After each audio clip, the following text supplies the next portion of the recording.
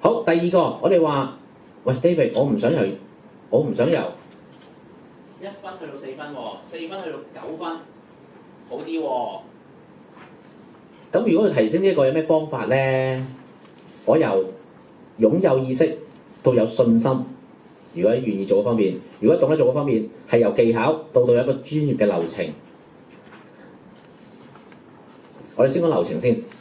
嗱，我真特別講流程嘅意義係乜嘢咧？好多人都覺得 David 流程嘅意義係咪將步驟細分化，將佢斬細步步咯？大家請留意以下呢句説話：流程嘅定義唔係將事情細分化，如果係嘅話，嗰啲叫步驟。流程嘅意義係確保你嘅同事做每一個工作同任務都做到 value deliver。如果步驟有啲工作係冇價值嘅傳遞俾客戶嘅話，係冇 return 嘅。所以做流程設計重點唔係將細分化，係確保你嘅同事每一步嘅工作都係可以傳遞到價值。我好記得有人咁講㗎 ，David 確保意思咪即係 control 啊？係，因為同事執行公司任務嘅時候用緊嘅公司時間，唔係個人喜好，所以流程嘅重點係呢一個。究竟而家嘅工作流程、銷售流程係咪已經每一步都有價值傳遞俾客戶咧？冇㗎，嗰步 cancel 佢，因為用佢嘅時間做嗰步冇生產力嘅，其實嘥咗㗎。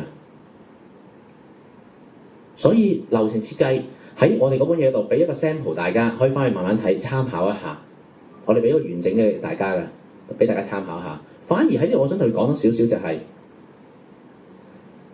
流程方面。有一個未買嘅客到我買嘢嘅客，所謂準客戶嘅開發，新客由唔識你到識你，由識你到第一次買嘢，由買嘢到成日買嘢，或者由流失到翻嚟買嘢，其實全部流程係有少少唔同㗎。如果一個流程對晒咁多客戶，好老實一句，頭痛，因為每一種客戶要嘅 value 唔同，可能公司俾佢支援有啲唔同㗎。我哋話，由細客變大客，我可以俾一個好大嘅 package 佢，但係嗰個買都未買過嘢，可唔可以照俾佢咧？喺流程上邊，佢話照用啫嘛，哇，用好多公司好多 resources 上。其實流程上面重點嘅唔係嗰人做緊乜嘢啊，係點投放公司嘅資源啊。你 control 到佢投放公司資源準確嘅話，就 control 到 result。個 result 唔係 costing， 係 profit。要 costing 好多方法消散完，但要 profit 頭痛。所以我哋話一個流程嘅設計重點係乜嘢咧？重點係點樣將佢規範化、數量化。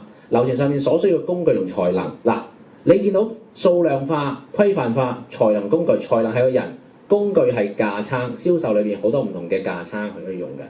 必須達成嘅目標、執行嘅方式、企業支援嘅方式，你點樣支援佢咧？當有乜事情出現嘅話，係警告指標咧，俾佢知道，喂，有乜情況出現就係警告指標啦。其實一個流程，我哋話有啲人講叫 control， 有啲人用 support。我喺啱時間支援啱嘅行動俾你 closing， 其實好㗎，銷售人想 closing 㗎嘛。如果啱時間俾啱 support 幾好啊，但係冇流程嘅話，我唔知大家以往有冇聽到句説話，你帶緊成點啊？掂㗎啦，得㗎啦，信。